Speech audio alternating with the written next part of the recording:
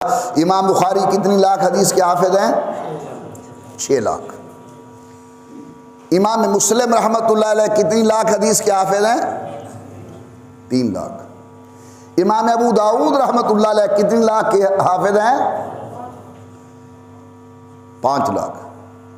بخاری میں 7275 حدیث، مسلم میں 12000 حدیث موجود، ابو داؤد کے اندر 4800 حدیث محفوظ۔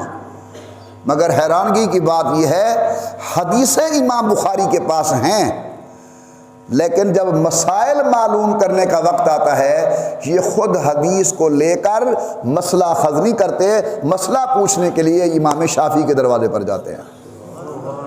حضرت امام بخاری شافعی ہیں۔ حضرت امام ابو داؤد رحمۃ اللہ علیہ کے متعلق لکھا ہے کہ یہ حنبلی المسلک ہے، امام احمد بن حنبل کے پاس جاتے ہیں۔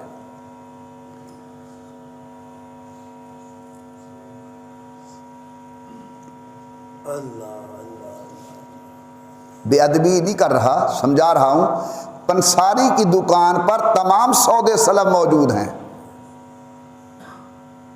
لیکن اگر اسے استعمال کرنا ہو تو یہ حکیم کے پاس جائے گا کہ کون سی دوائی میں استعمال کروں۔ محدث کے پاس تمام حدیثیں موجود ہیں، لیکن اس کے اندر کس چیز پر ہم نے عمل کرنا ہے یہ فقہا کے دروازے پر جائے گا کہ یہ کام تمہارا ہے، تم ہمیں بتاؤ کہ پہلا عمل کون سا ہے، بعد کا کون سا ہے، عارضی کون سا ہے، مستقل کون سا ہے۔